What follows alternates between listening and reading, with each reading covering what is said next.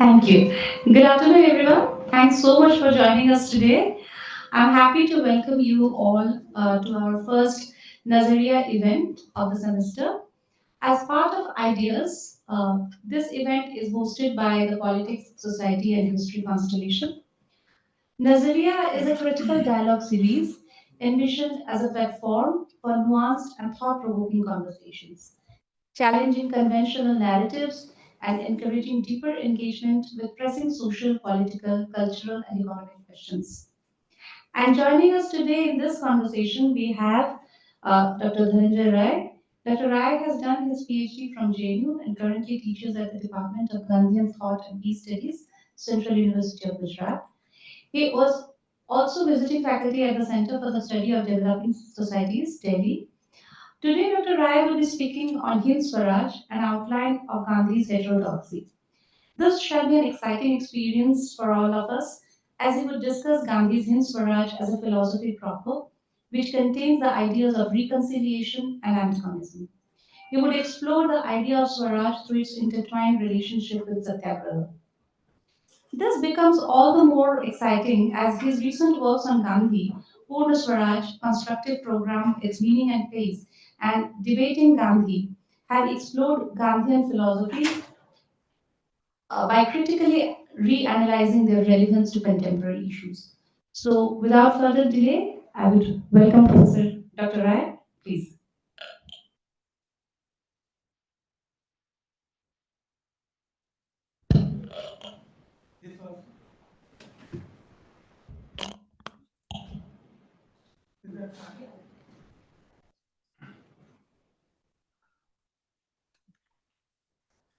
Thank you, Professor Kaushilya, and the opportunity, Nazariya and Upijinda Global University for debating and discussing about Gandhi. And, uh, I will be speaking on his text called Hind Swaraj, published in 1989.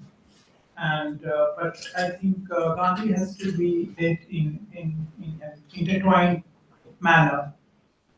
So let's divide Gandhi's writing into three important categories before discussing his Swaraj. One is that Gandhi's writing will be divided into major writings like Hind Swaraj, Satyagraha in South Africa, and autobiography. Satyagraha in South Africa was published in 1928 and autobiography 1927 and 29 in two volumes, initially translated by Pyarelal and Mahadev Desai and later on only Mahadev Desai in 1940. So these are his major works. And these major works would constitute philosophy proper in Gandhi. And this is important that Gandhi's philosophy proper would be based on his three important major works. Second would be fragmentary writings of Gandhi, and Gandhi wrote almost 70 lakh words in his lifetime. If you count 100 volumes, and 70 lakh words would be equivalent to 170 Routledge books. 1 lakh word if you are allowed to write 1 lakh word in one book without editorial interventions. That 70,000 is fine. So 70 books, and most of these writings are fragmentary writings. Many times, what happens that when we try to understand Gandhi, we derive most of his theoretical memorings, theoretical formulation from fragmentary writings. I suggest that when we derive Gandhi's formulation or contemplation about anything, we must match with the philosophy proper, that is major text. Third text would be immanent text in Gandhian writings. And the immanent texts are very, very important in the context of Gandhi. While major texts would offer utopia, and these utopias are very, very important against dystopia and all kinds of assaults, Gandhi's fragmentary writings would base on immediacy, idea of immediacy, or idea of centrifugal approach. And what is immediacy and centrifugal approach is this, that you try to move from the center to the outside of the circle.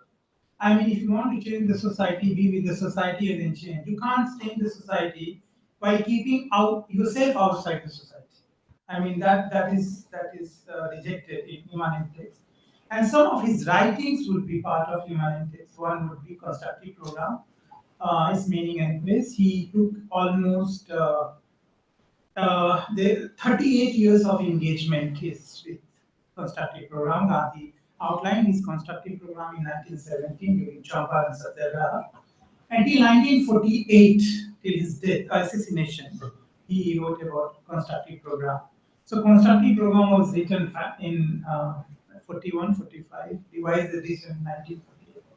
These would be part of immanent writings. Constructive program is one thing, key to health, it would be another text. And many other texts like is another text like uh, uh, Mangal Prabhat and 11 Walls, all are part of his immanent text. So I'm not going to discuss fragmentary writing or, or immanent text. Immanent text actually has a potentiality of extra parliamentary, which is very, very important. And Gandhi would like to project many of his crucial initiative outside the parliamentary projects in form of extra parliamentary through constructive program. In fact, he wrote constructive program when he was not member of Indian National Congress. He had resigned from Indian National Congress, and he wrote constructive program of the workers of the Congress when he was not part of the Indian National Congress. So constructive program is important, but we will be discussing Hind Swaraj, which is very important text for our own understanding. And why we are reading Hind Swaraj again and again. And Hind Swaraj is not a loss of attention. Two things are very important that 1910 edition should be read. Now this, not 1938, not 1991, 1990, 21, 23, 24, and 1938 and 40. These are the editions of Hind Swaraj during Nadi's lifetime. I suggest to read 1910 edition or 1909 edition, Gujarati edition, and English edition. And I'm not doing alone. I mean, I think Anthony Parel has also invited to attend 1910 edition. Trideep and Suresh Sharma and others have also invited. I'm inviting to read 1910 edition due to different reasons. But the most important reason is that when we are reading Hind Swaraj, we cannot start with Hind Swaraj. That would be erroneous reading of Hind Swaraj. We have to read Hind Swaraj by way of Satyagraha. So Satyagraha and Swaraj are crucial components. You cannot understand Hind Swaraj if you are not understanding Satyagraha. And this is interesting that when Gandhi was writing Hind Swaraj, he had coined term Satyagraha to Satyagraha in South Africa. He had many years of Satyagraha experience in South Africa from 1906 to 1914. And he had lots of conversation with many people, including Tolstoy and others, about his idea of Satyagraha. So Satyagraha was important component in which Hind Swaraj was born. And 1909 is a very, very critical period when he was writing Hind Swaraj. And he was doing two things. He was writing Hind Swaraj while returning from England to South Africa, but he was also translating one important text which was not published by radical conservatives in UK who were trying to bring religious-based defense of Indian civilization. And they invited Taraknath and others. They invited Tolstoy to write something for their journal. But Tolstoy wrote, but it was not published because Tolstoy did not write the way they wanted. And this letter was a letter to Hindu, a letter to Hindu, Hindoo. This was the letter written by Tolstoy. So Gandhi was doing two things. He was writing Insuraj by two hands, and he was also translating and paraphrasing a letter to Hindu in Gujarati and his own preface. So these are some of the backdrops, and I'm saying that Hind Swaraj when I'm writing. Why? Because there cannot be Hind Swaraj, or there cannot be Swaraj without Satyagraha. So when you're reading Swaraj without Satyagraha, you are doing just for scholastic conjunctions. So most of the times your reading of Swaraj is scholastic conjunctions without idea of resistance. And this is the first time when the idea of resistance was made very critical of political community or political theory. Political community in form of Hind Swaraj.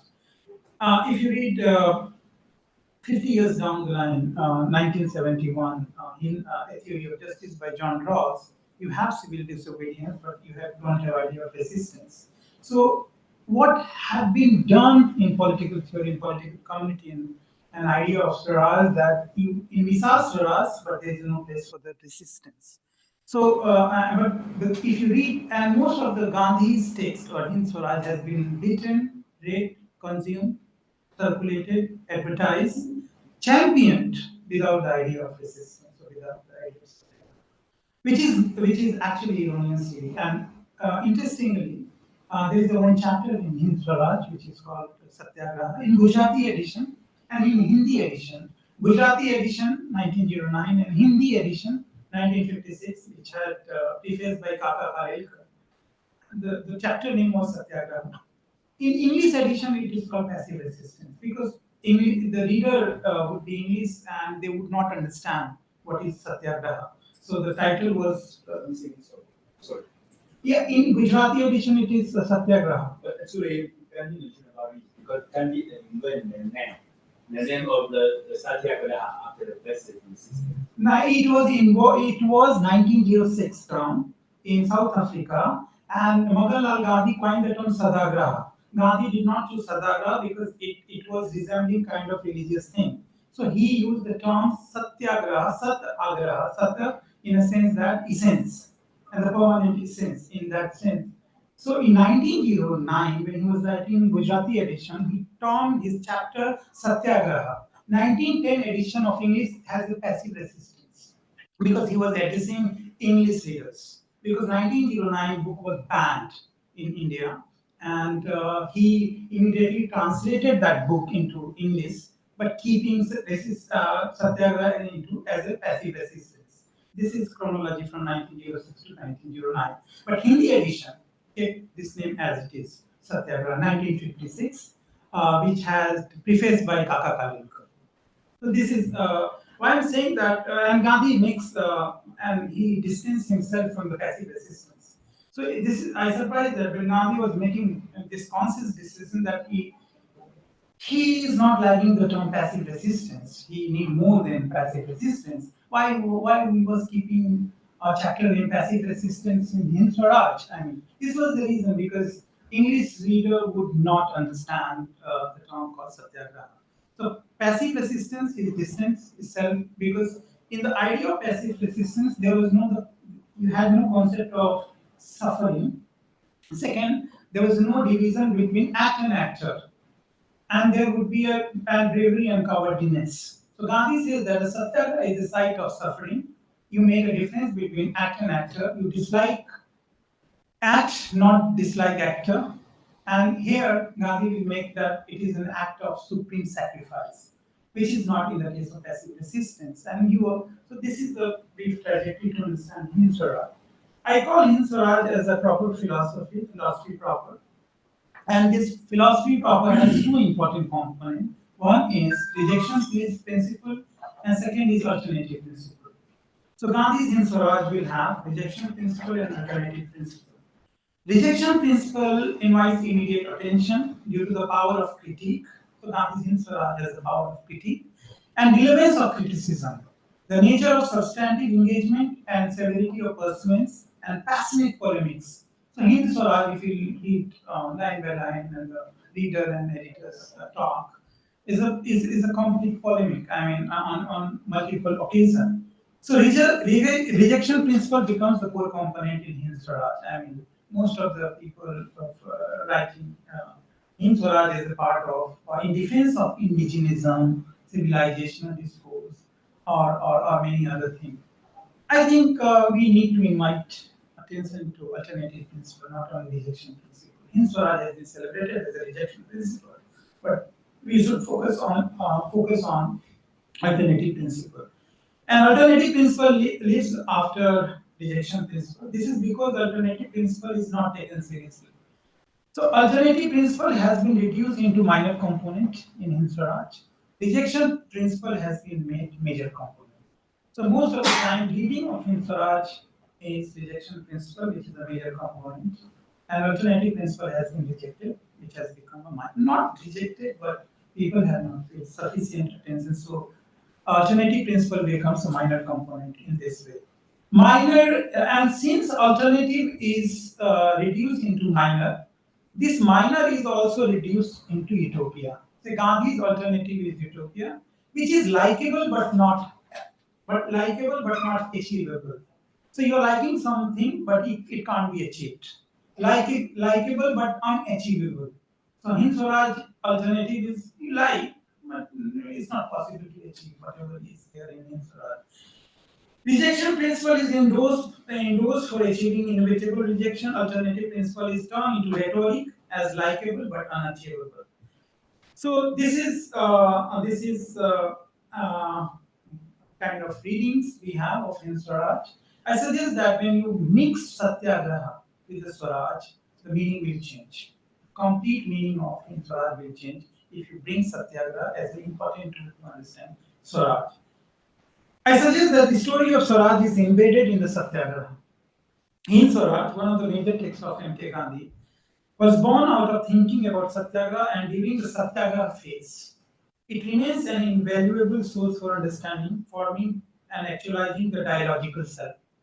So the idea of dialogical self is very, very important in Swaraj, which is based on idea of Satyagraha. For Gandhi, Swaraj is not mere ideas of self or scholastic consumption. It has to be acted. So idea of Hind Swaraj has to be based on the idea of act. And this act has to be informed and backed by Satyagraha. So Satyagraha and Swaraj are to be read very, very carefully in the context of Hind Swaraj.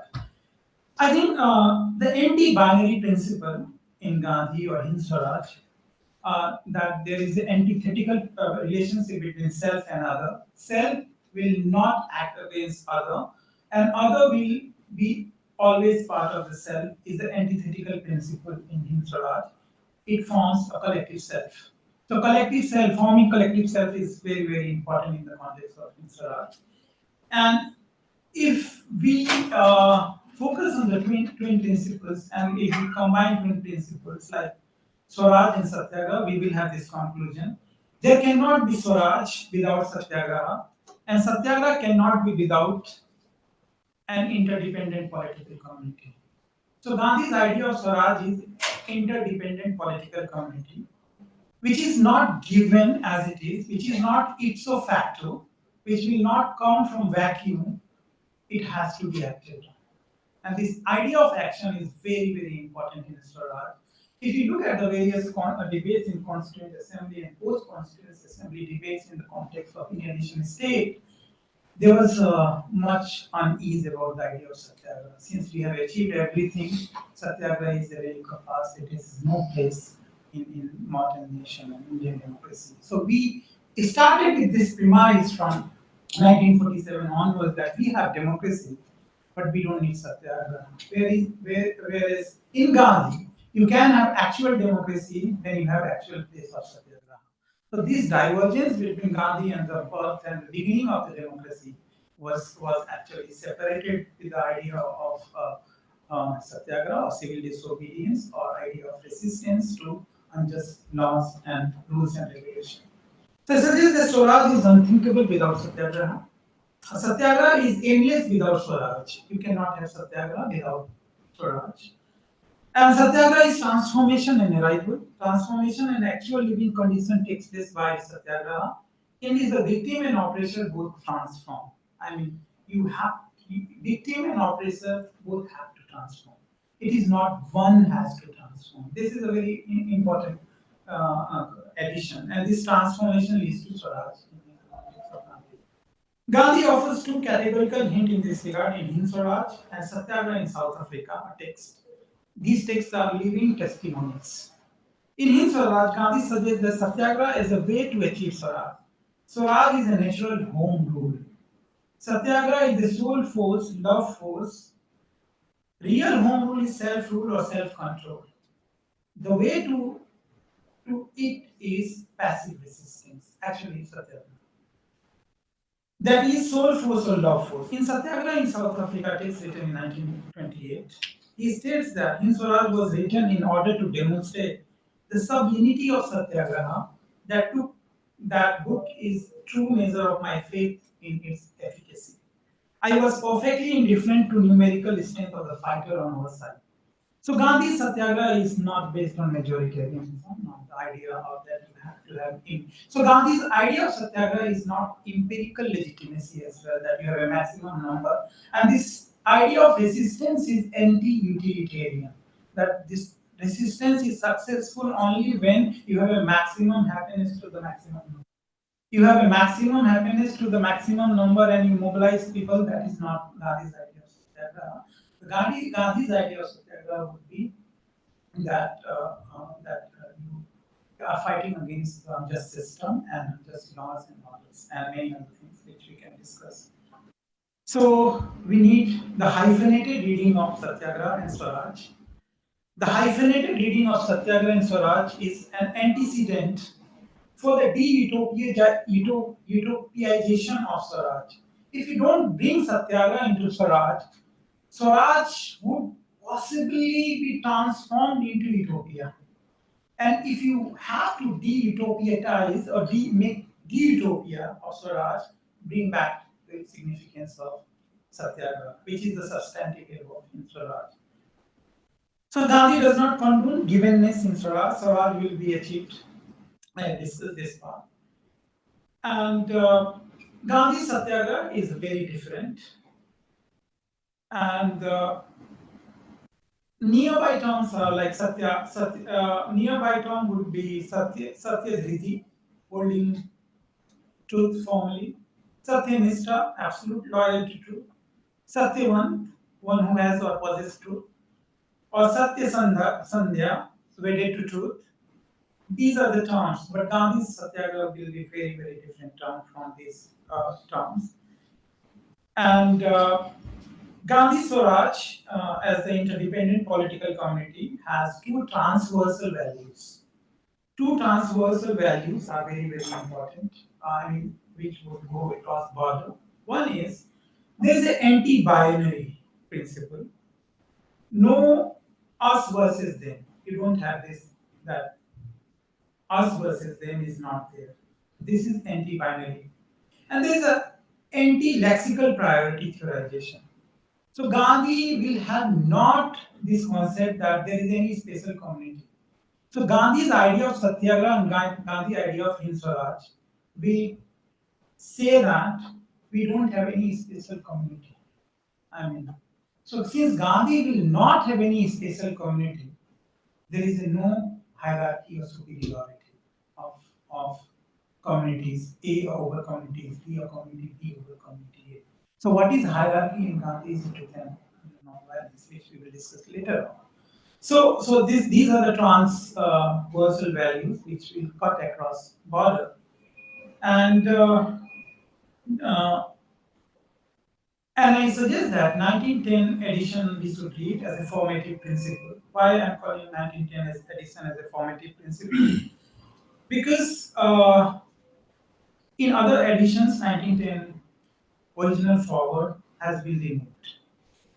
And when the book is written in 1910 and you have a 1938 or 1940 edition, the context is different.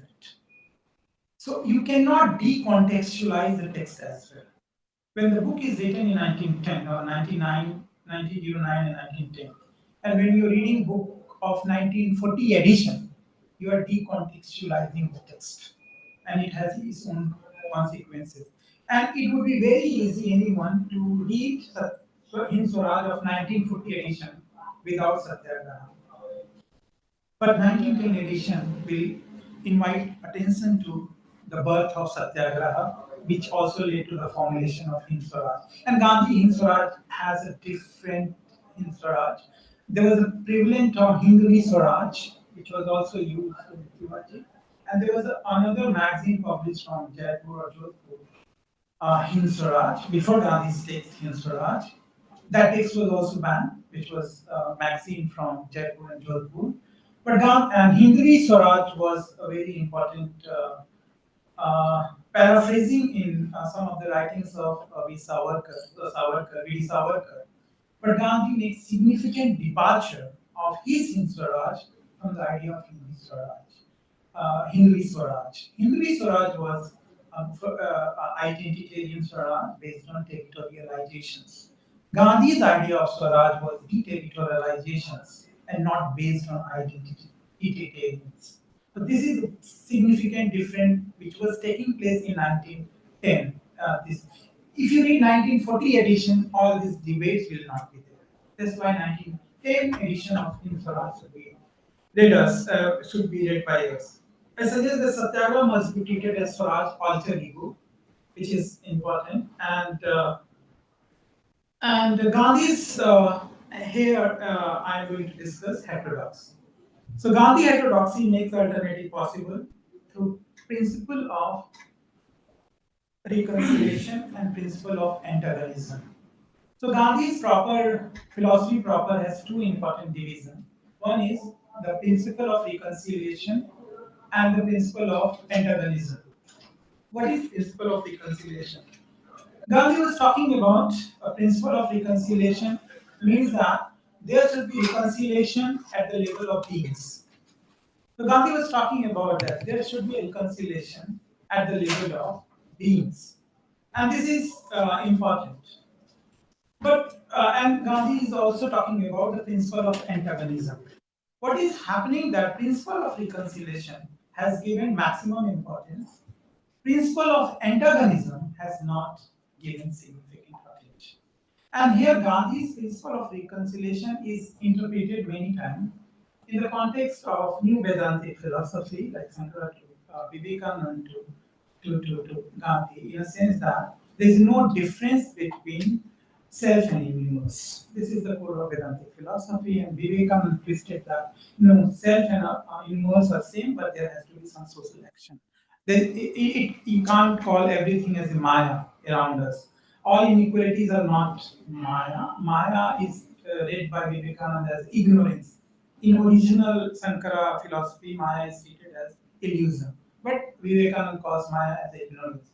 Gandhi would not will not take new Vedantic path, but he will bring the significance of the principle of antagonism, which is not present in Vedantic or New Vedantic traditions. Many people have tried to read Gandhi in New Vedantic traditions, but the principle of antagonism is absent in New Vedantic principle, and principle of antagonism is very much there in Gandhian principle. And this antagonism is important. This antagonism is against unjust structure. And when you are bringing that, you are reading Gandhi's principle of reconciliation at the level of being, many people have also extended this principle of reconciliation also to the institutions. Since Gandhi was talking about there should be reconciliation of beings, there should be also reconciliation with the institution and the structure. Doesn't matter whether they are structured, they are based on injustice, violence, non-violence. Doesn't matter. I mean, they take Kantian path. Kant said famously that I do lots of philosophy. In the end, I will follow whatever the state is saying to me. I mean, I will follow the state. In the end, I feel, in personal life, I follow philosophy. In public life, I follow state, whatever the state is saying. Now, he's not making that Kantian claim, and he says that no, the principle of antagonism is very important, and I have a right to resist unjust structure. And if you read his three writings in Young India, and these three writings became the important signpost for Britishers to start to launch sedition against him in 1922. Ahmedabad trial becomes very, very important to understand the sedition and the Gandhi's relations in terms of principle of antagonism. So, principle of antagonism is important in the context of Gandhi, and the principle of antagonism against unjust structure through satyagraha gives birth to people as a sovereign. So this is also significant departure in social contract theory, Hobbes law, Rousseau, and many others, where res publica or body politic has become important part of the sovereignty, and the state is a sovereign. In satyagraha, people are sovereign. So satyagraha makes people sovereign to achieve Swaraj, and Swaraj is interdependent political community. So idea of satyagraha is to achieve Swaraj, which is interdependent political community. and interdependent, where other is also part of self. Not self is very generous to assimilate others. There is no assimilation of self and other. There would be other, there would be self, and but your act will be guided by other to self, not self will guide the act of others. This is a significant difference. So Gandhi, lots of Gandhi's writings are important. I mean, for example, later to H.S. Kolak in 1909, he is talking about Hind Swaraj based on Satyagraha. Um, and some of the letters in 1909, which he wrote to Tolstoy, saying that Satyagraha is a very, very important tool to understand Swaraj.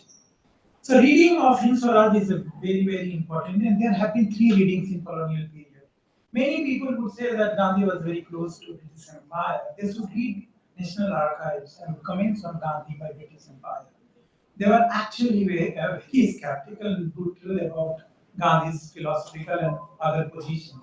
Read their comments, British Empire's comment on Hind Swaraj, and they are available in National Archives, and website is there. You just type in Swaraj, you'll get lots of literature and commentary by the British experts. So Hind Swaraj was proscribed on 19 March 1910, and the first reading of Hind Swaraj was done by Bombay High Court, and there was Khan Bahadur Shamsuddin Qadri. He wrote to the Commissioner of Police Bombay about Hind Swaraj. He says that this is the most dangerous book. Though Hind Swaraj was looking very simple, naive, and kind of term paper sort of thing, but Khan Bahadur Shamsuddin Qadri wrote to the British one, this is the most dangerous book ever written in India. So please do something about. British was fine. I mean, there's one paragraph by Qadri. There's significant comment by one gentleman. We don't know his name or her name. This person was Gujarati translator of Madras High Court, 1910. He translated this book, paraphrased this book into English, and 22 page summary of Hind Swaraj, and he says that this book should be banned immediately. It provokes people against the British Empire. The author is pretending to spread non-violence, but this non-violence is sufficient to overthrow the British Empire. And the book was banned. Then Gandhi also translated his Gujarati book into English, that this book is not dangerous, but British government was more convinced now after reading English translation by Gandhi himself that Gandhi is provoking people to overthrow this regime, because he is actually criticizing the foundation of the British Empire, that was modern civilization. And Gandhi was not the first one to talk about modern civilization, but he was making this battle not between British Empire and Indian people. This he made a civilization war. A civilization based on non-violence, hypothetical, of course we know, or promising civilization which would take place in future, and existing civilization which is based on imperialism. 1917, almost if you read Rabindranath Tagore on nationalism, almost similar thing is echoing in 1917, post his Nobel Prize and post his disillusionment with the mystic philosophy and his departure from Yeats and others in England. Tagore and Gandhi, 1909 Gandhi's on civilization and 1917 Tagore critique of nationalism would converge on this plaque of civilization. So Gandhi wrote this book. This book was banned. I suggest that uh, uh, how do I know that there is a principle of reconciliation and principle of antagonism? How should I know? Why should people be convinced about principle of antagonism? Actually, Gandhi in the end of Hind Swaraj mentioned about 20 books, that we should read 20 books to understand Hind Swaraj. And Gandhi says these are not my original ideas. And these ideas are coming from his books. So he mentioned 20 books in the end of Hind Swaraj. Actually, these are 21 books, not 20. And these books are very, very important if you read. And here is the birth of Gandhian heterodoxy from reading these 21 books, in which you'll find the terms and the categories and the concepts, the ideas, if they are present in these 21 books as it is or with some modifications. And these books are actually, you'll find both principle of reconciliation and principle of antagonism. So we have 6 books by Tolstoy. Gandhi suggests that please read 6 books of Tolstoy. The Kingdom of God is within you. This book attacks on organized religion. What is art? The slavery of our times. This is Tolstoy. The first step, an essay on the moral of diet. Fifth book, How Shall We Escape? And sixth book, A Letter to a Hindu. What is principle of reconciliation? Principle of reconciliation in the kingdom of God. Tolstoy uses these words: non-violence, symmetry between means and ends, truth, morality, east and west synthesis. These are the words also available in Tolstoy. What is principle of antagonism? The kingdom of God is within you. Act for Swaraj, act against unjust structure. Tolstoy is not using word Swaraj, but Gandhi is using Swaraj to act against unjust structure. Unjust structure is very much available in Tolstoy. Recognition of labor in the form of bread labor. The idea of bread labor is a very, very interesting one. And this was actually a friend of Tolstoy, Bondarov. He coined this term bread labor, that you have right to eat when you work. And manual labor is a very important. This was a very important to blur the distinction between mind, intelligence, and the manual. In the Tolstoy, Bondarov, and Gandhi, and lots of socialists were also doing this experiment. So each book would have, I'm not going to detail about because, but I'm just telling you some books which are very crucial for Gandhi to read. There was a Robert Sherrard, 7th book, The White Slaves of Humanity. This book is very, very important to understand early socialists, early communists in UK, and Gandhi's reading and the Gandhi connection in Hind Swaraj. And here, Robert Sherrard is talking about feeding for workers in the context of Manchester Revolution and the precarious condition of workers in that during that time. And here, Robert Sherrard uses term entitlement of modern civilization for vulnerable condition of male and female workers. So Robert Sherrard is also talking about female workers. Generally, workers would synonymize with male worker, but there is an analytical distinction between male workers and the women. There's another person, Edward Carpenter, in Hind Swaraj. He wrote a book, Civilization is Cause and Cure, 1889. And Gandhi takes some of the concept, principle of reconciliation and antagonism from Carpenter. Carpenter calls civilization as a disease. And this powerful critique is also reflected in Gandhi's Hind Swaraj. And here, if you want to understand the critique of doctors in Gandhi, Carpenter is the best person. And he writes on fault lines concerning doctors, civilization as inequality, against the separation between mind and body, law as a morality of ruling classes. So, if you see some disdain in Gandhi for laws, this comes also from Carpenter, where they are thinking that this law is as the morality of ruling classes. Thomas F. Taylor is the important author. His 9th book is The Fallacy of Speed. And the idea of speed, Gandhi was a critique of speed. There is one chapter in Swaraj on railway. So it's not just a rejection of railway, it's a critique of speed, or in some lexicon, in search of surplus value. That is very important. And there's Godfrey Blount, A New Crusade and Appeal. Here, importance of handicraft and rejection of over dependence on machinery are discussed.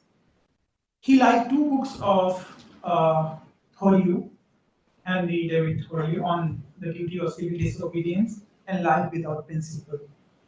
Gandhi is also borrowing. The most important person is John Ruskin. John Ruskin was he was socialist, and his two books are very very important for Gandhi.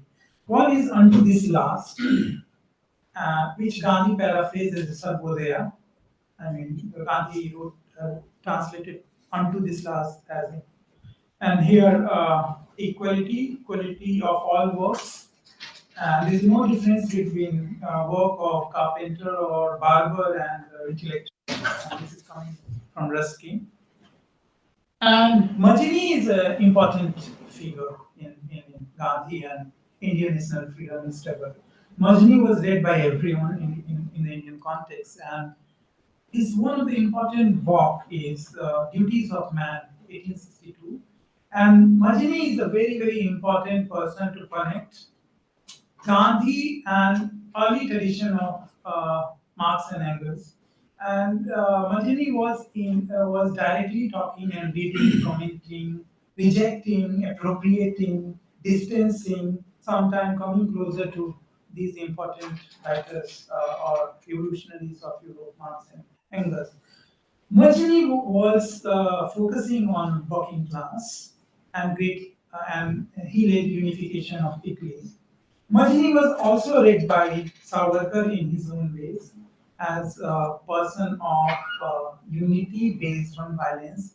Gandhi was saying that this unity was based on not violence but based on people, people's unity, and the people's unity can be without violence.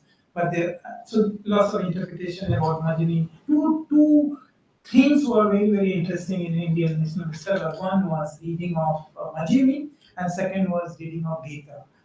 There are seven interesting interpretation and contesting interpretation in Gita, from Tilak to Roy to Savarkar to Gandhi to Aurobindo to everyone. I mean, you had a different interpretation. So Majini was a very very important person. And Plato was very, very important for Gandhi. Though he had no idea about republic, but he read one small, brief book by Plato, Death, Defense and Death of Socrates. So you can sacrifice yourself. There can be supreme sacrifice without compromising your ideals. You can be killed. You be ready for that. That is the idea of self-suffering. And there are two more books by Max Nordew, The Conventional Lies of Civilization and Paradox.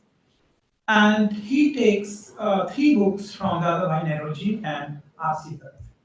Poverty and Un-British Rule in India. He was greatly influenced by Dadabhai Naoroji. And two books by two volumes actually, Economic History of India.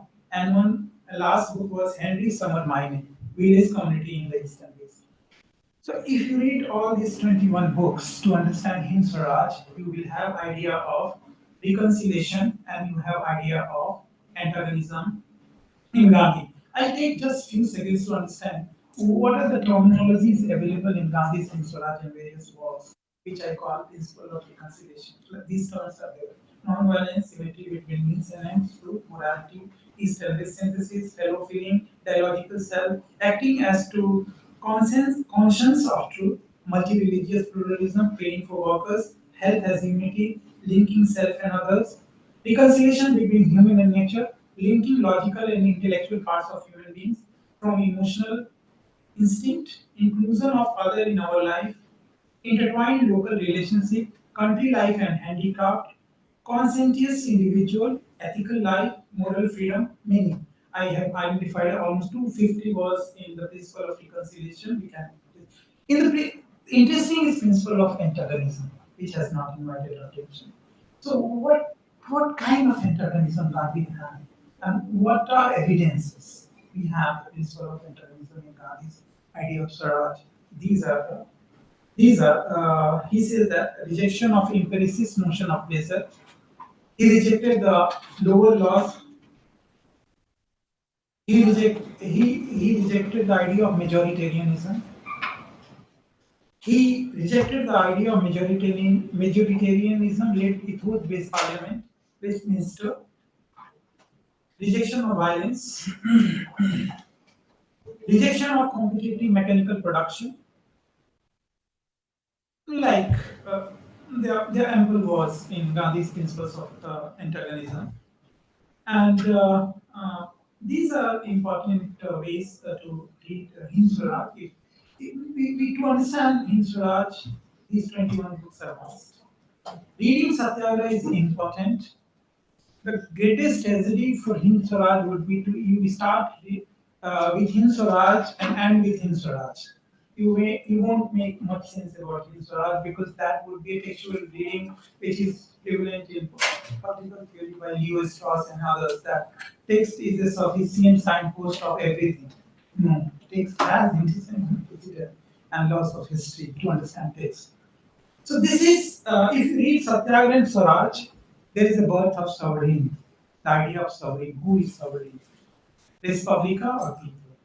And we have to engage with three types of debates in jurisprudence. One is, there is one principle which says that law as a command is the supreme principle. Law as a command is the supreme principle. I mean, law as a command means that this is a positivist law. Whatever law we have, that is supreme. And this is called positivist laws, which means that I am making law, I will not subject to the laws. If I am making laws, I will not subject to the laws. I am command and commanded. This is the division between. This is the idea in social contract theory that sovereign would not subject to laws. COD is making for others. This is a positivist understanding of law where you don't have moralism. This is another school which is important, which says that law as a rules is important because it will be applicable to everyone. I mean, regardless of I am making law or not law. Gandhi will bring third dimension, which is also important in Dawkins and other moral philosophers and legal writers, where if law is without morality, it won't be justice. So justice is important over laws. To make law as a justice, you have to bring morality. Otherwise, law will be a positivist intervention where bare law will not make people to bring justice. Justice is most important, not laws. So bring law and morality together. So this is in Gandhi, and there cannot be delinking of when you read Gandhi in this manner, then there is a moral obligation to disobey law in case of unjust laws. So Gandhi's satyagraha would be moral obligation to disobey law in case of unjust laws. And that would be the foundation of Swaraj, which is crucial. So what is happening then? In case of Gandhi, he at the being level, he rules out even agonism. At the being level, there is no agonism, but antagonism remains a powerful principle concerning unjust laws or injustice. And Gandhi asserts that Satyagraha is the soul force. These are his terms: soul force, truth force, and love force. Soul force, truth force, and love force. The first part of each: soul force, truth force, love force, like soul, truth, and love, denotes the reconciliation of beings. The second part, force, and force, is the antagonism towards unjust governing laws and such. So Gandhi is talking about soul, truth, and love, but there is the idea of force also, the force against. So Gandhi emphasizes linking law and conscience, which is important, and Gandhi divides laws into two categories: higher laws and lower laws, and he says lower laws, which are dealing from the people's emancipation and empowerment. And idea of he defines what is justice, what is the important concern from him as a form of law, and he paraphrases John Ruskin's unto this last in this way: that the good of individual is contained in the good of all. The good of individual is contained in the good of all. This is also a rejection of utilitarian laws. So, if you read Gandhi, C.W. and G. Bose, and some volumes, you have a direct rejection of utilitarianism because utilitarians were very, very important during Gandhi times and post Gandhi times. So, Gandhian antagonism is important. And Gandhian idea antagonism is directed against political obedience. So we have two tendencies in any nation state: political obedience and political obligations. Political obligation is mutual. We mutually respect each other and there is a reciprocity. And this is not my term, but this is there in lots of feminist political theories and Beckman and many others. So political obligation is mutual, political obedience is one-sided. So most of the time, political communities have developed the idea of political obedience, not political obligations. So Gandhi would say that reject political obedience, go for political obligation, which is other than self and self. In this way, Gandhi develops the idea of alternative political community. And alternative political community is important in Gandhi. And it has two important principles further. One is, if you look at political communities, state societies, they are mostly guided by ontological indifference. What is ontological indifference? That we have forgotten the original promise of mutual decision making and mutual partaking. That is ontological indifference. That the promises are promises and the promises will remain promises, which won't be implemented. That in every country or every constitution, there is a declaration that everything is for people. But when it comes to people, it has been postponed always. Gandhi would suggest that there has to be ontological reminder, not ontological indifference. Ontological reminder that every time, every moment, there has to be reminder that what was the foundation of our collectivity, our collective being. And if this collective being is just political obedience, then this is not correct. We have to connect, reciprocate, and for example, you see ontological indifference in a sense that we see lots of people without. I mean, this is a standard thing that poor people would be an empirical being, not a moral being. So, हाँ गरीब है ठीक है गरीब है. This is ontological indifference. गरीब है गरीब है. But when you say that why there is poor, then this is ontological. Why some people are poor out of this redistribution scheme? Then you are actually rejecting the idea of empirical being. People are not just empirical entity, or in economics term, people are not just data. They are actually living being. Living being and data are two different things. So in this way, Gandhi would redefine Swaraj. And Gandhi Swaraj is a very, very different. Gandhi Swaraj is not ancient Swaraj. The term is very much equivalent in ancient discourse. It is not just Swa to control. It is not what is the ancient notion of Swaraj. There is a Swa, there is a self, and who is controlling self is achieving Swaraj. Gandhi Swaraj is not limited to this idea. Gandhi Swaraj is also not territorial Swaraj, that I will focus on people. So autonomy of human being cannot be defined in territorial sense. Second, Gandhian Swaraj is not also a realm of ideas, which is in Bhattacharya's case, Swaraj in ideas. Gandhi would not say that indigenous, and Gandhi would reject indigenism in both assertive and universal. Indigenism is not a solution to Swaraj. Gandhi will not call Swaraj as a religious supremacy. Swa is not defined in Gandhi's case as us versus them. Us is always religious superiority. Fifth, Gandhian Swaraj won't be cultural superiority. And what is Gandhian Swaraj? Gandhi rejects the possibility of political theology. You cannot convert Swaraj as a political theology or doctrine based on the, this principle called some people are your friend, some people are your enemy. So political theology means that there is always a priori understanding that some people are enemies, some people are friends, some people are good for the res publica, and some people will be always outside of this res publica. This is called political theology. Gandhi would reject this political theology of Swaraj, which is very much there. Gandhi Swaraj offers epistemic diversity, non-binary politics, and others as the most essential constituent of the self. I'll take 7 minutes more. I think.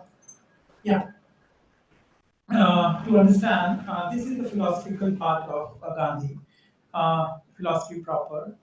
I think when I am making some comments about Hind Swaraj, I need to invite attention to also heterodox economics, which is very much kind of ideas which are very much related to most of the thinkers Gandhi is referring in the end of Hind Swaraj were also economists, but they were socialist economists. I mean, at least 9 and 10 were economists, and Gandhi was reading them. So, what is orthodox economics? Basically, we discuss in economics or social sciences. Basically, this is a production-based debate. Private property is important. Methodological individualism is supreme thing. Rational choice is ultimate goal. Demand and supply or market equilibrium is the most important thing. Market is a supreme feature. Of late, I think not of late, but Pareto efficiency has become the supreme principle. That economic situation where it is impossible to make one party better without making another party worse. So we have concept and categories called optimization and equilibrium. Following the approaches of Samuelson and Varian and others are there. In orthodox economics, there is a delinking of economics and democracy, and we are considered as a homo economicus. Heterodox economics would be part of economics thought, social reality, social production, critique of private property, collectivization, decentralization, people as a being in place of resource, there is a publicness. Market and democracy are linked, justice and redistributions are important. Use values are always more important than the exchange value. Linking power is linked to economy. So, if we some of the important interventions would be like post-Keynesian method or institutional approach, feminist approach, socialist approach. Gandhi would derive some of his ideas uh, from these thinkers, which he mentions in the end of his books. And seven idea would be very, very important. That is critique of utilitarianism, critique of civilization based on private property, inequality as a violence, plight of labor, production of for masses or mass production, idea of localization, and critique of speed. One of the last arguments which I would like to propose here is that when we are reading Gandhi heterodoxy, that we should read Swadeshi very carefully. Gandhi says that Swadeshi is not fetish, Swadeshi is not violence. He develops the idea of Swadeshi as a neighborhood in which production is in mode of interdependence. Interdependent production is crucial. Not don't treat Swadeshi as a fetish and supremacy of people. So Swadeshi is a neighborhood, which is a very, very important concept in Gandhi's idea of heterodoxy. So these are the models, these are the debates in which I propose that Hind Swaraj should be read. And reading Hind Swaraj is also activating the concept of Satyagraha, which is actually most important.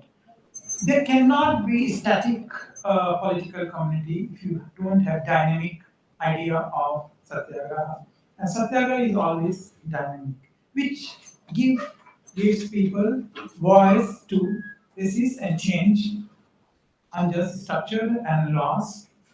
And Gandhi develops a very unique idea of Satyagraha in the sense that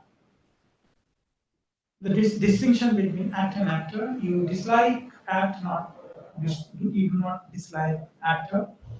You uh, self-suffering is the most important thing in your action. That you should be ready for self-suffering. So idea is this that in Thoreau that or others idea of Satyagraha civil disobedience that I will be against you, but I will harm you. Gandhi would say that, no, no, I'll be against your action, not you. And in this process itself, suffering is taking place. Let it be. So this is the idea of heterodoxy, and Gandhi's Gandhian way. This is the way I think if we can develop a model to read Hind Swaraj, we can do. Uh, I tried in one of my writings to highlight why Satyagraha is the critical component to understand Swaraj. And Swaraj is a very important to understand alternative political community where you don't have only principle of reconciliation, but principle of antagonism means injustice or unjust structures. Thank you so much for this opportunity and for this topic.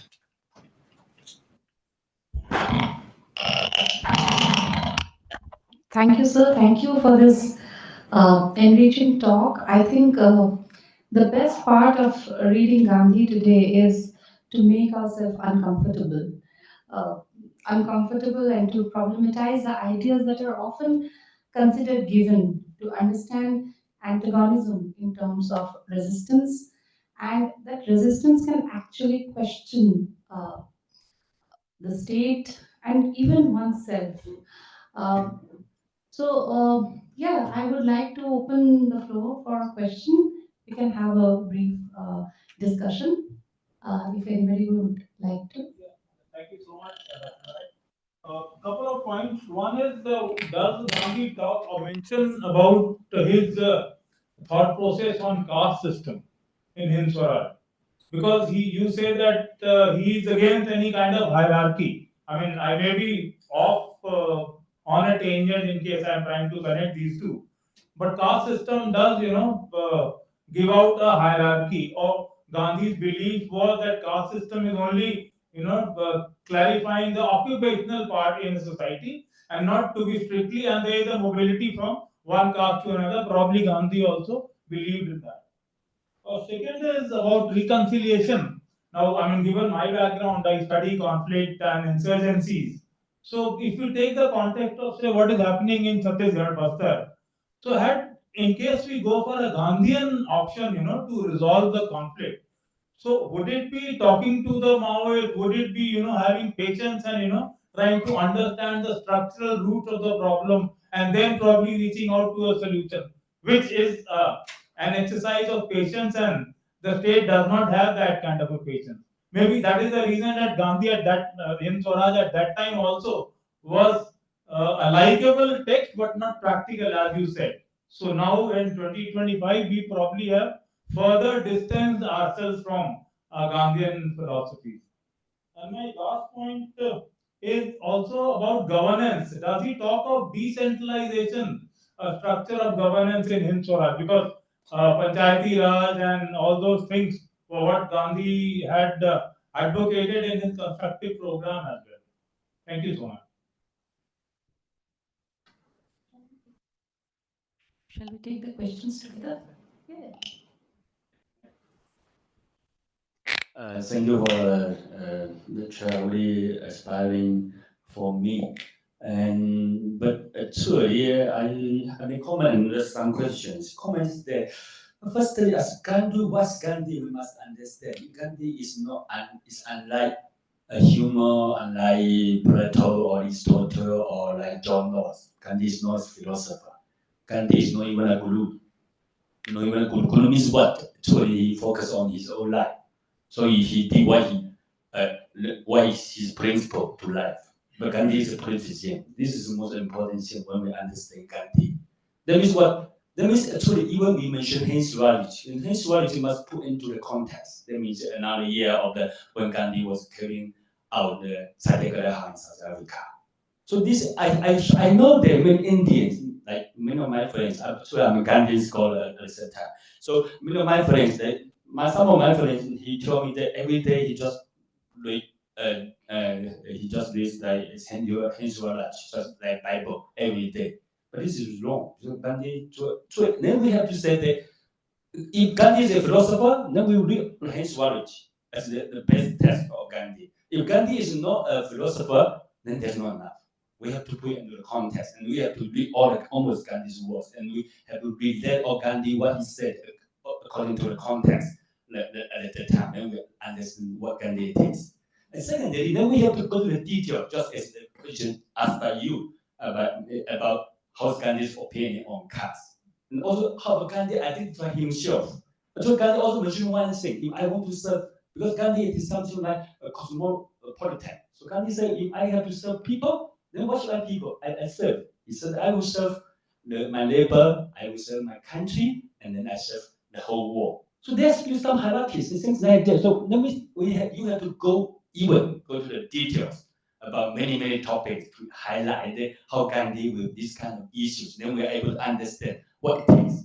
Gandhi is no philosopher. He won't use legal terms. He don't even do. He will adapt a lot to the situations he faced. So maybe you have to also mention about like Hindu and Muslims, the kind of riots during the time Gandhi did at the time. I mean, we have to retain Gandhi as a historian, is a historical person at that time, more important political leader, and use many examples to indicate what Gandhi was rather than based on Hind Swaraj. And I think the approaches to rely too much on the Gandhi's main text, even the Satyagraha and Sahasrika autobiography is insufficient because it stopped at the year of not something like 1930s. But many things happened after that because Gandhi became so engaged on the non-oil movement. He did not have any time to write anything more.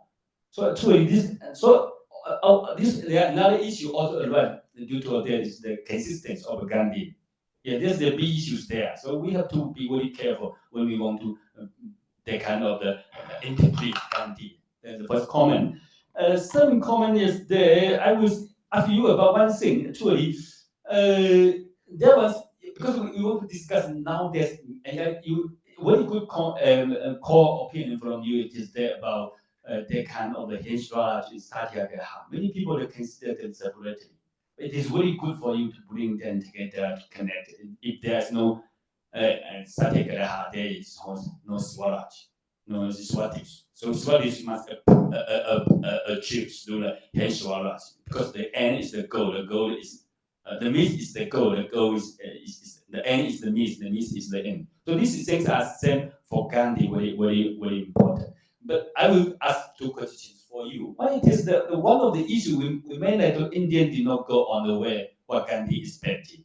So Gandhi even like make a proposal to the Congress. You mentioned about the constructive program, but actually Indian did not move forward at their way. And one thing recently, there's on the Twitter, on the X about the critique against Gandhi, saying that at that time, most of the provincial community nominate Patel rather than Nehru as the successor, as the president of the Congress, and now the year of 1946.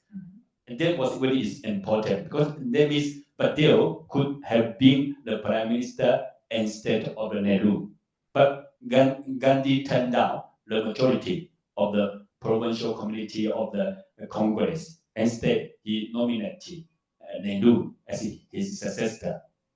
So that is what it is, but actually it is very obvious that Nehru was quite different from Gandhi in terms of the what kind of civilization India should go forward. What is question in this? The question is there. This question is that what's your comment on it? Do you think these things happen? And do you think these things truly also refer one thing very important that actually Gandhi would prefer a no Gandhian future for India rather than Can I answer? And my answer would be kind of we'll try to address both of these, not question, but comments basically. Uh, in last 10 years, I am searching that document in which provincial committees selected the person B, not A, and the person B could not become prime minister, person A became the prime minister. I have to see that document. I'm badly searching the archival resource in last 10 years. If you can help me to get that document from any source, I'll be grateful. I have seen National Archive, I have gone to all private papers. I have not seen that document and the document in which this was decided that the person A will be Prime Minister, person B will not be, but person B becomes despite having massive support for person A. I have to see. I have not seen in last 10 to 15 years. So I will not comment on hypothetical question that Gandhi chose person A as a Prime Minister, person B was not chosen by him. These are hypothetical, and these hypothetical questions are important in political life, political imaginations. Because Nehru and Patel would represent two significant departures. So there will be contestation of political imagination. I ask that. Suppose Ambedkar would have been Prime Minister. I mean, would have been different. Or Azad was another. There were other leaders like Purushottam Das Tandon, who was representing one section, the conservative section within Indian National Congress. He would have become a prime minister, what India would have been. So these are important questions of Indian national life, but they are positioning then historical evidences. These are positioning in contemporary time. That if this would have happened, India would be in this position. No, I think these are hypothetical. Second is, I suggest that when we read Gandhi, so reading Gandhi would be important to understand his concept of Purna Swaraj. And Gandhi idea of Purna Swaraj is important when you combine his two types of writing. Philosophy proper, which is Hind Swaraj, a satyagraha, autobiography, and philosophy proper is this, and philosophy practical. And philosophy practical is his constructive program. And Gandhi calls his constructive program is one of the most important texts, which he kept revising till 1948. Fine. Many questions were not addressed in Hind Swaraj, that is part of philosophy proper, but they are very much part of philosophy practical. 18 items in the constructive program, if you start Hindu-Muslim unity till students, there are 18 items. They discuss women issue, caste, untouchability, leprosy, Adivasi issues, khadi, sanitations, Hindu-Muslim unity, provincial language, national language. All these are discussed in philosophy practical in Gandhi. So that's why I said that when I'm reading one text of Gandhi, will not be sufficient to make assessment of Gandhi. We need to read philosophy proper and philosophy practical to make sense of Gandhi on caste. Hindu Muslim, four items he kept debating and discussing from 1970 onwards. Hindu Muslim unity, untouchability, anti-untouchability, khadi, and women questions. These four items were very, very important for Gandhi since 1970 onward. He adopted 2-3 villages in Champaran where some things were implemented but did not yield any fruit because Gandhi was involved in many other activities. Caste is a very, very interesting concept, category in Gandhi. And what happens that most of the thinkers of our time at that time were partly Weberian, Max Weber, kind of. And what Weber was doing, bringing the concept of efficiency prominently. Any society who is efficient is good. So bureaucracy was efficient for Weber. Indian national movement also developed the concept of efficiency. For many, state was efficient, and for many, Varna was efficient. For many, ancient things were efficient, many things were efficient. You read, everyone was talking about efficiency in a different way. Our violence was very efficient. If you read some text of some of the writings of Arvindus. So many people were responding efficiency of women differently in freedom struggle. Gandhi was also responding to Varna since his critique was civilization. And he was trying to reject civilization of the modern civilization, not Christian civilization. He makes difference between modern civilization and Christian civilization. He rejects modern civilization, which is imperialism. So his alternative was other civilization, which was governed by efficiency, not by rigidity. So Varna becomes efficient argument. Fine. But Gandhi knew the fallacy of this argument. Gandhi realized. And this argument was with Gandhi in 1920s or till 33 with the start of Harijan in Gujarati, Indian, English. After that, if you see three, four important phases in Gandhi's writing. One, untouchability is rejected, hardly respond on caste, Varna is efficiency argument. Now, and here is a delinking between Varna and untouchability in the initial phase. But if you read 44, 45, 46, 47, 48, you realize sometimes it would be very difficult to to make distinction whether you are reading Ambedkar or Gandhi on untouchability and caste. And he is saying that Varna and if you have to abolish Varna to abolish untouchability, abolish Varna. This was his, and he started countering mythology of caste or untouchability to construction of another mythology, like curse. I mean, and this was reflected also in Bihar famine, for which he was criticized by Rabindranath Tagore. So I think there is a significant evolution of Gandhi on caste and untouchability from earlier delinking to linking in the end of his life. When he formulated the concept of Lok Sevak Sangh, a last will, on 29 January 1948, just a day before his assassination, anti-untouchability, anti-evolution, anti-caste was an important plan for becoming a member of Lok Sevak Sangh in that. So I think there's an evolution of Gandhi on caste and on reconciliation and violence and your example of Chhattisgarh. I think this is important to understand. Gandhi's concept of Satyagraha and Swaraj will come in form of package. So living there, knowing people, establishing connection, organic relations. I mean, organic relation we use in the context of Gandhi, but Gandhi was very, very. I mean, he was fighting three most brutal forces in his time: Dutch and British forces in South Africa, and British forces in India. So it was very crucial and critical for Gandhi to develop organic relations with people.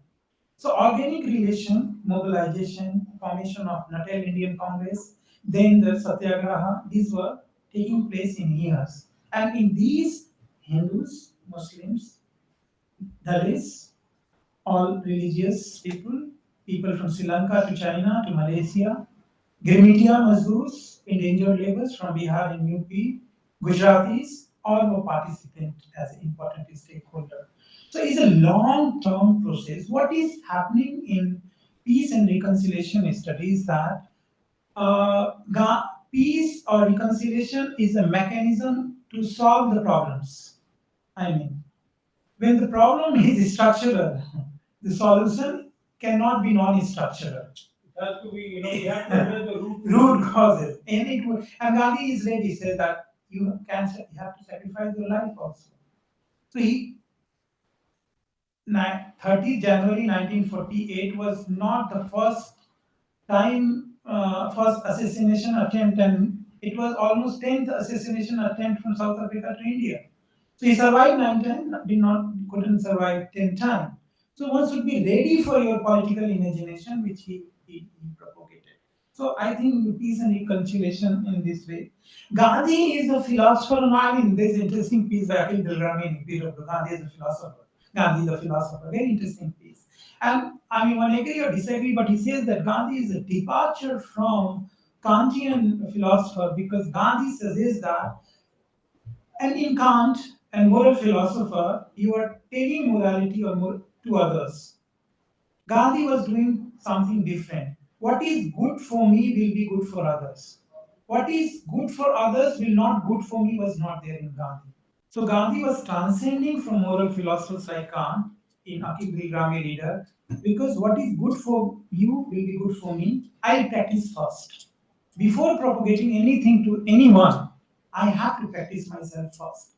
This was his break from earlier continuation of moral philosophy of Immanuel Kant, which is, I think Gandhi was a philosopher or not, one can debate, but I think there is a theory in Gandhi, and this theory is that you have to have a interdependent political community based on idea of satyagraha in non-binary manner, which is a very, very important theoretical contribution, I think, in the context of Gandhi. So there is a theory of Swaraj in Gandhi, which makes his Swaraj different from Tilak Swaraj, Dadabhai Nauroji Swaraj, Aurobindo Swaraj, Hindui Swaraj, K.C. Bhattacharya Swaraj.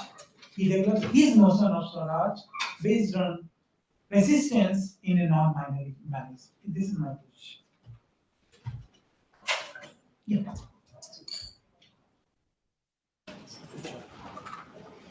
Hello, sir. So, my question is that back in Gandhi's era, the times were different, problems were different comparatively to the contemporary world, contemporary issues. So, their problems were different. The solutions of contemporary world are different. So, as a future generations of India, I am asking you that how can we use Gandhi's principles such as anti-binary or reconciliation, how can we use those principles to address like today's world polarization of India or any issues? Gandhi sometimes is very confusing. Either we are confused or he was confused when he was talking about speed. Because if you're talking about opposing any kind of idea related to speed in contemporary India, if you contemporary society, then you are also opposing the idea of progress. Right? So please, I want this clarification from your side since you claim to be a Gandhian scholar. I am. Okay. All right. I read. Yeah, you read. But was he against the idea of progress also? Second, uh, the the the important point that you mentioned in your talk that he was for transformation of the oppressed and the oppressed. How is it possible? Because he himself was of the opinion that there should be one religion. He didn't favor secularism, by the way. None of the writings of Gandhi talk about the idea of secularism. He might be a kind of oppressor for many communities in this country. Forget about Dalits and marginalized communities, for Muslims also. When he was talking about the idea of Swaraj, he didn't talk about inclusion of all. Okay. He didn't talk about inclusion of all. His idea of Swaraj was definitely related to one particular religion. And most importantly, when you are celebrating Gandhi, when we are celebrating Gandhi, how can we forget that he was talking about one religion only, which makes him a kind of exclusionary thinker? I think I said that there are six tendencies in Swaraj discourse, and Gandhi Swaraj is different from five tendencies of Swaraj, which includes ancient notion of Swaraj, which can be a religious Swaraj or Vedantic Swaraj. Fine. And Gandhi Swaraj is so much open category for other that there is a chapter, a Hindu-Muslim chapter in Hind Swaraj. And Gandhi, in my own writings, I mean, I did not find even a single sentence where he says that this Swaraj is for only Hindus. I mean, he says that Swaraj for everyone. And Gandhi is very, very interesting that he defines religion in a very, very complex manner. So, if you ask Gandhi what is religion, so Gandhi says that I believe in God. Well, then okay, fine. You will think that his God is Sanatani God. Then his next sentence would be, this God is actually self-realization. Now you come to the self and realization. You are celebrating Ram also. No, I am coming to that. I'm coming to that. Ram in Gandhi is one footnote, not a major writing. Fine, idea of Ram. And let me complete this idea of God first.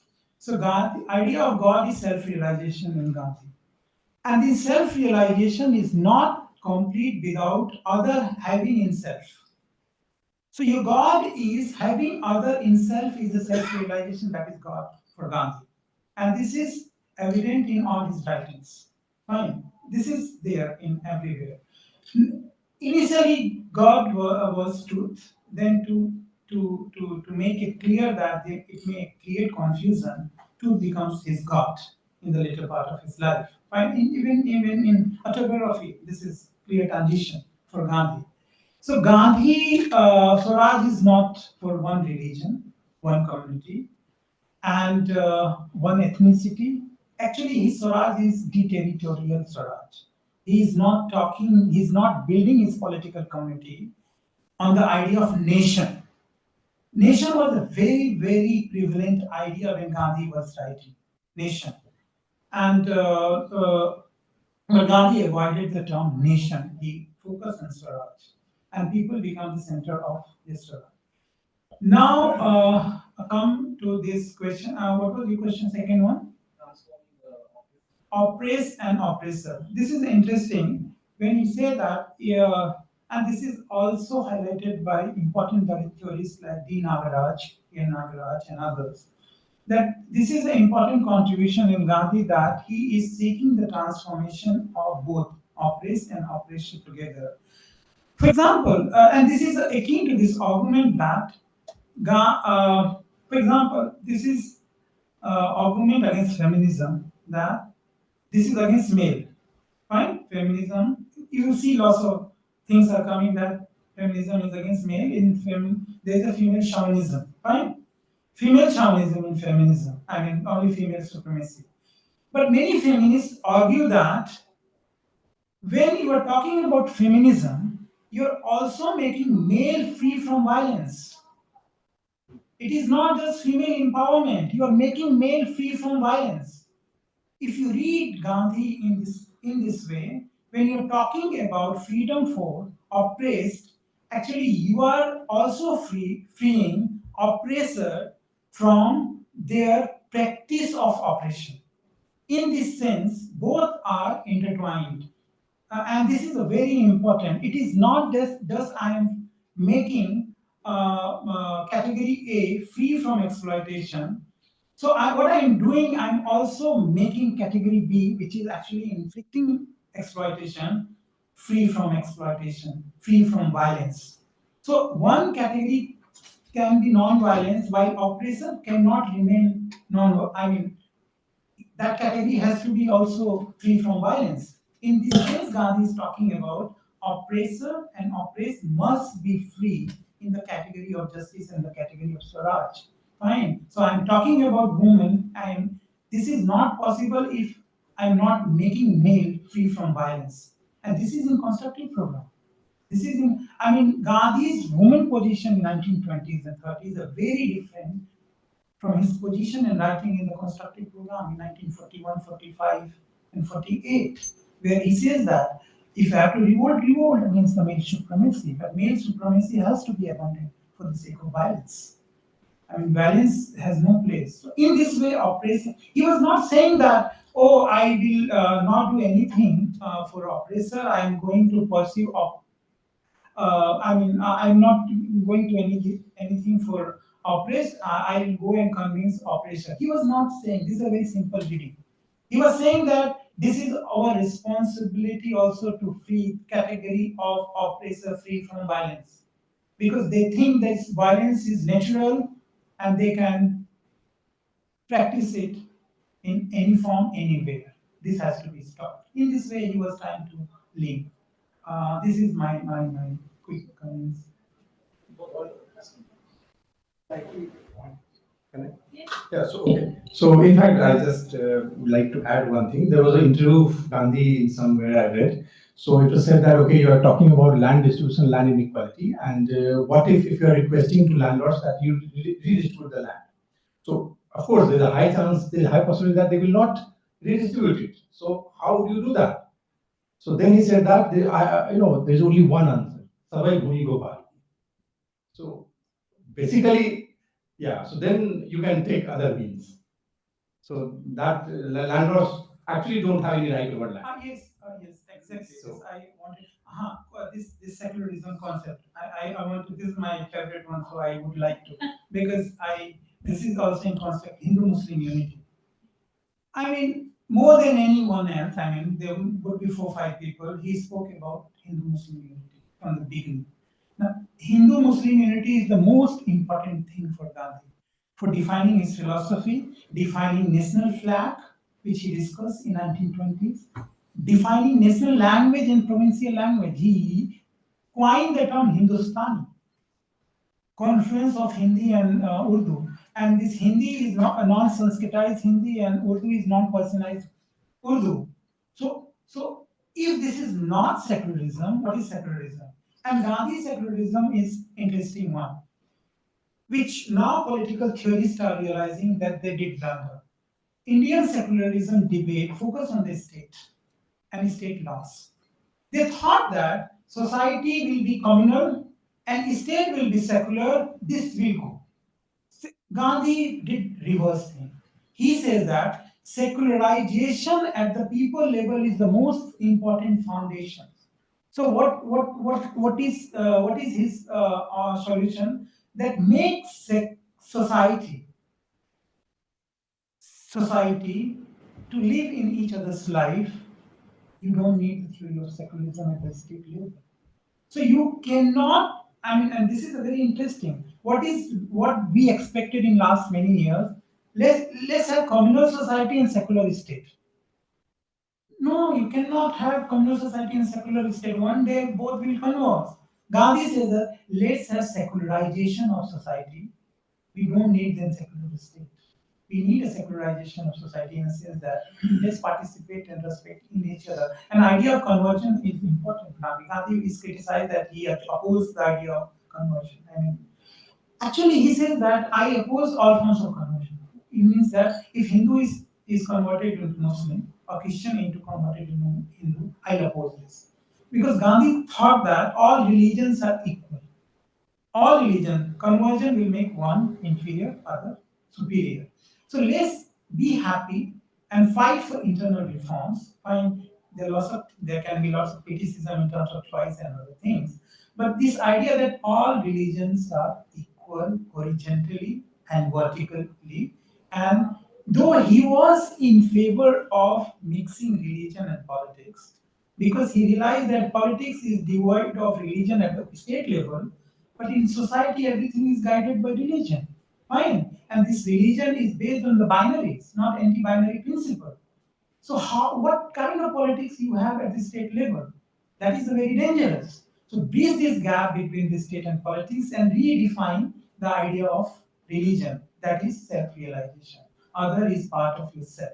This is secularization of society. Now, there are fantastic works by historians. They are talking about the secularization of India's past. I mean, this is important. Look at people, syncretic traditions, talking to each other, participation in each other's festivals. These are the important ways. When people are not participating in each other's things and you have one principal distance model that we will keep ourselves from the religious practices, that won't work.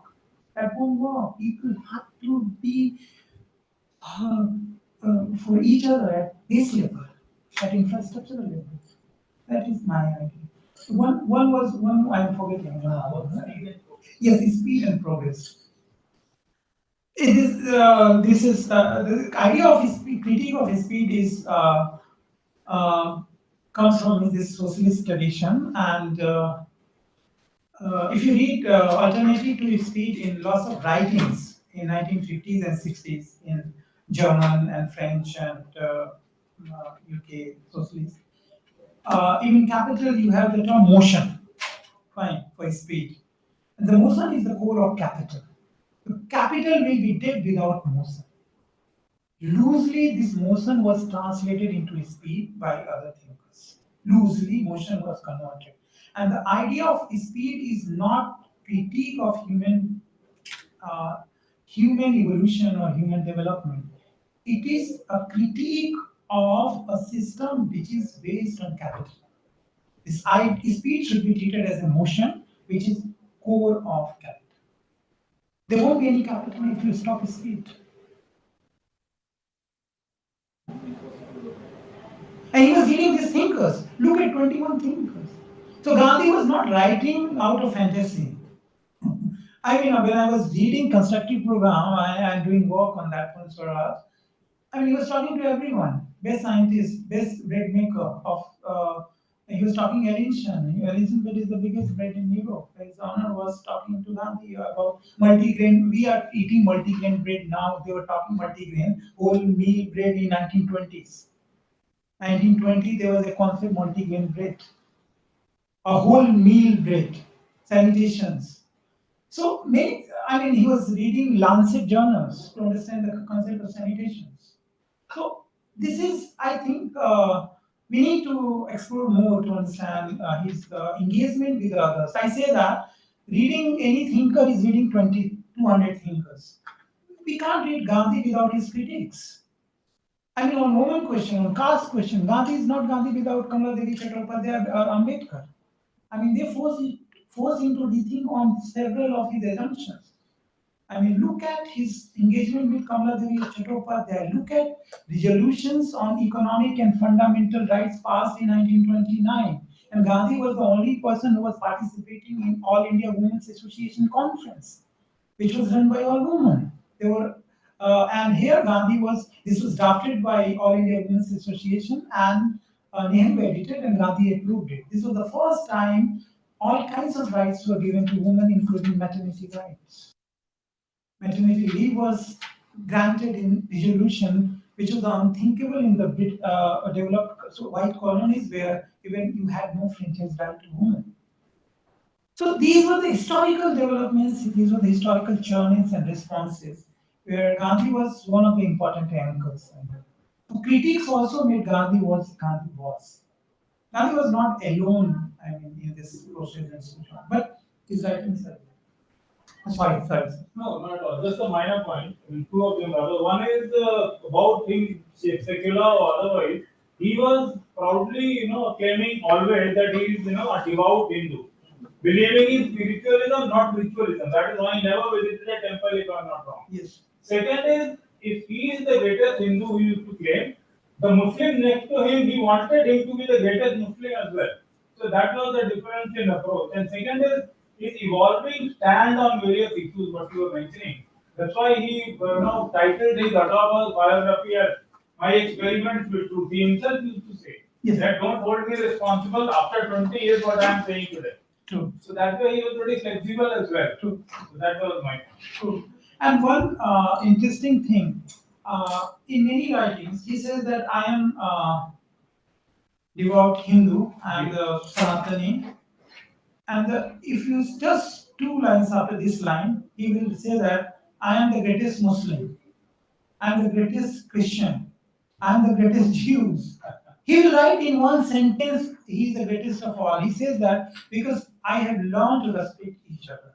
So his sentence will not end with this that I am the greatest Sanatani. It will end with I am greatest Sikh or Christian or Muslim. So this is what Sudipto Kaviraj in one of his writings say called power of intexting. I mean, you change the meaning of words. I mean, I'm saying same thing. I'm changing the meaning completely. And you think that I am greatest Hindu, but I'm also saying I'm greatest Muslim. So this was the power of changing the meaning of words in his writings. So you didn't answer my question. I'm extremely sorry. Uh, just repeat it. Yes. How to understand Gandhi in contemporary time? Fine. My suggestion is that if you look at 18 items in constructive program, Hindu-Muslim unity, and caste issue, language issue, sanitation, decentralization, khadi, village economy, student questions, national and provincial languages, women issue, Adivasi issues. These are 18 items in Gandhi's. Do you think they are any of these are irrelevant today? Possibly not, but we can add our own items. And I think Gandhi is not the last word on all problems.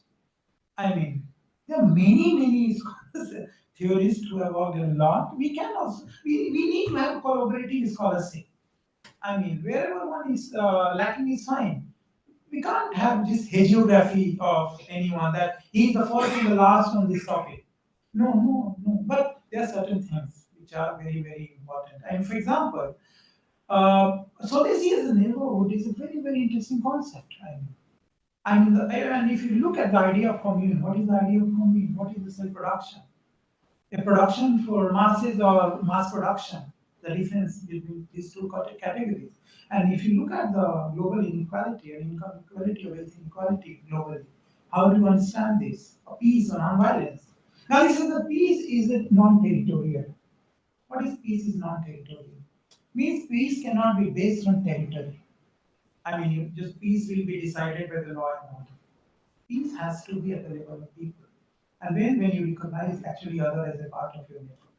So these are the important features when the idea of neighbor is of late has developed as a part of suspicion. The people has been developed or converted into as a suspect species of late. If you look at various political theory debate from citizens to suspect species. When you, but Gandhi's neighborhood is harmonious and other than self. So these are the ways one can do experiment and talk to people, first of all, and talk to people without fear, without binaries, without superiority or inferiority things, parallel. His language debate is very interesting in modern time. For example, he says that if there is a choice between provincial language and national language, provincial language will occupy first, not national language. And national language he used as a part of political communication to spread communal unity while he was doing Hindu-Muslim experimental language, which he thought he also realized it is a kind of impossible project, leading to script making one script and bringing Hindu Urdu will not be done by many people. But that was a political communication between two religious groups, which he thought that political structure will be loss of scope for the further division, which proved eventually, religious time. And I say that many people ask this fundamental question that Gandhi was responsible for partition. And these are all WhatsApp news and other things. But he did not form any of the organization based on religion. Gandhi almost formed 15 to 19 organizations in his lifetime.